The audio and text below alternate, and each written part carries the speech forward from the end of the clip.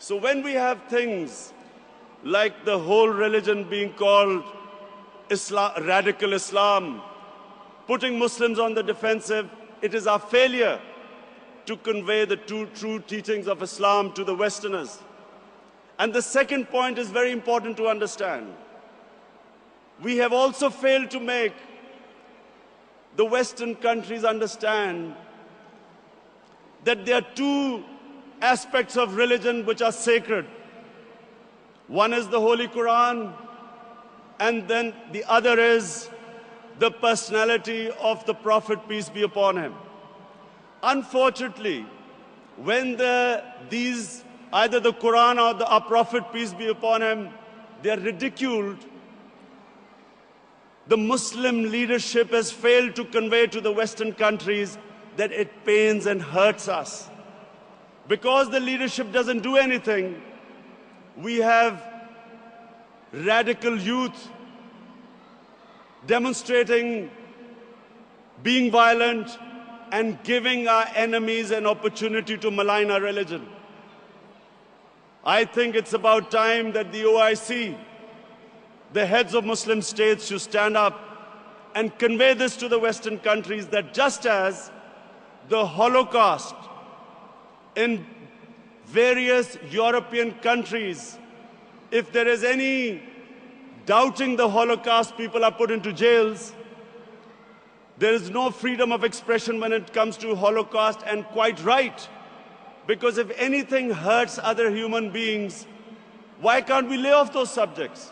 Similarly, the Quran and the Holy Prophet, peace be upon him, should also be considered. If there's any caricature, if there's any ridicule about these two entities, it hurts us. We should be able to convey them to them. Why should we leave it to radicalized youth to go in the streets and burn and kill and give the opportunities to the enemies of Islam to malign us? And I consider this a failure of the Muslim intellectuals and the Muslim leadership. I think that this is a very good forum.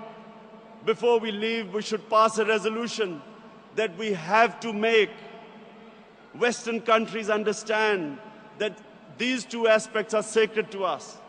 Same time, we should make them understand that Islam, like all great religions, all great revealed religions of the Almighty Allah, want justice on this earth, want peace, want compassion. Islam makes us into human beings. The best aspects of a human being, nobility, generosity, selflessness, is what our religion teaches us, as opposed to being simply intelligent human beings where we only think of us, where nothing is ever enough, where we worship the material God, where we've just seen this collapse of the banks, where you saw the ultimate greed, human greed, where poor people's savings were robbed by the few rich people. This is what Islam and all great religions preach against. They want us to be human, to think of the poor, to think of the underprivileged, to be just, to tell the truth. In other words, everything noble about a human being is in us because of our religion. Finally, I want to wish you all the best. I hope that Muslims living in Western countries will come in the mainstream. You will participate in the political process, not get marginalized, be able to convey your feelings through the political process, whether it is local council, whether it is your local MP, because when you get marginalized, I'm afraid marginalization creates radicalization. We don't want our youth to get radicalized. If we think that there is injustice being done to Muslims, we should have forums to speak out against. We should have forums where we can make our voice heard. And that's why I believe that the youth, Muslim youth living in the Western countries, should take part in the political process and not get marginalized. And I also feel that inshallah the time is coming where in the Muslim world we should have democracies rather than dictators and kings running Muslim countries who do not represent the Muslim public opinion.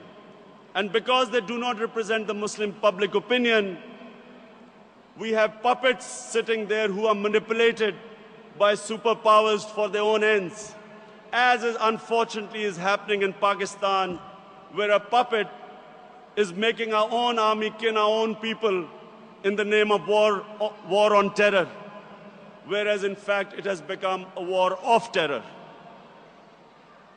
Thank you very much.